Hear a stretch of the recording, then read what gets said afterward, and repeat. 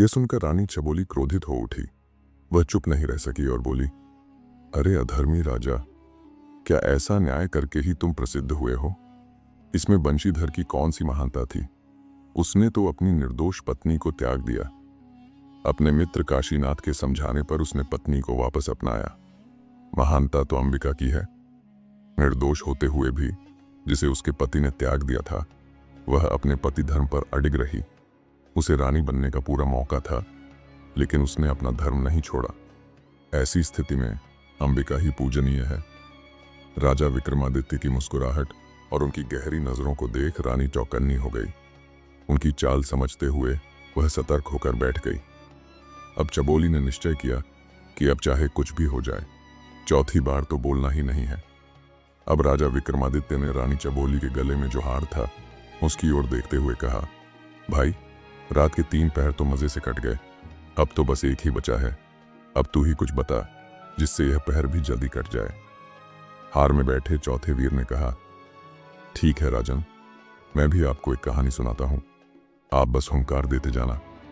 फिर वीर ने कहानी शुरू की और विक्रमादित्य ने हुंकार देना शुरू कर दिया।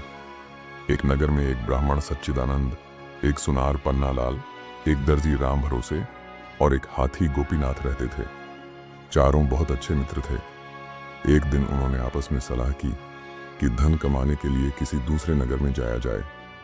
अपने अपने औजार लेकर वे दूसरे नगर की ओर निकल पड़े। पूरे दिन चलने के बाद वे एक स्थान पर पहुंचे और रात वहीं रुकने का निश्चय किया। भोजन पाने के बाद चारों ने आपस में तय किया कि यदि हम सब सो गए तो कोई हमारा सामान चुरा सकता है, इसलिए हमें बारी बारी पहरा देना चाहिए। पहले पहर की जिम्मेदारी हाथी गोपीनाथ को मिली। वह पहरा देने लगा और बाकी तीनों सो गए। पूरे दिन पैदल चलने के कारण वह भी थक चुका था, लेकिन सो नहीं सकता था। उसने नींद भगाने के लिए पानी से अपना मुंह धोया, आंखों पर पानी के छींटे मारे, लेकिन फिर भी नींद नहीं गई। तब उसने इधर उधर देखा और लकड़ी का एक टुकड़ा उठाकर उसे तराशने लगा।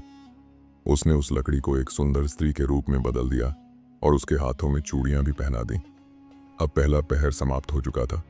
उसने अगले पहर की पहरेदारी के लिए दर्जी राम भरोसे को उठाया। गोपीनाथ ने राम भरोसे को जगाया और खुद सो गया। राम भरोसे ने उठकर हाथ मुंह धोया और पहरेदारी करने लगा। तभी उसकी नजर हाथी गोपीनाथ द्वारा बनाई गई लकड़ी की पुतली पर पड़ी।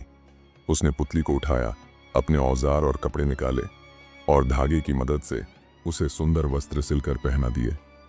इस काम में उसका पूरा पहर बीत गया। उसने पन्नालाल को उठाया और खुद सो गया। पन्नालाल ने भी उठकर मुंह धोया और पहरा देने लगा। पहरे के दौरान उसकी नजर भी उसी लकड़ी की पुतली पर पड़ी। उसने पुतली को और सुंदर बनाने के लिए गहने तैयार किए और उसे पहनाकर खड़ा कर दिया। जब तीसरा पहर समाप्त हो गया तो उसने ब्राह्मण सच्चिदानंद को जगाया और खुद सो गया।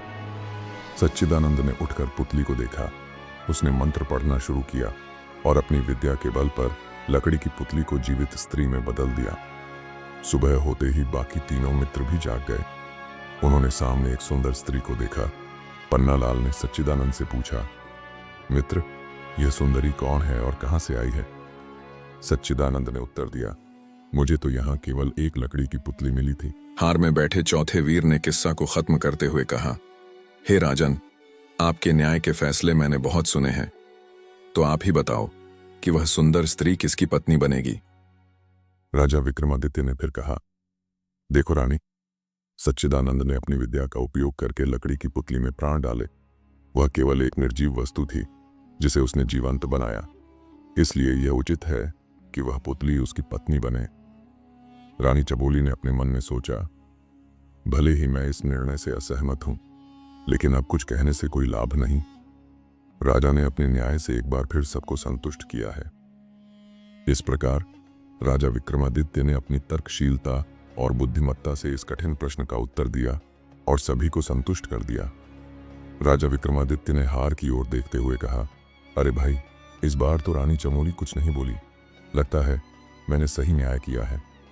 हार में बैठे वीर ने कहा, राजा, आपने तो कमाल का न्याय किया है। आपकी जय जयकार होनी चाहिए।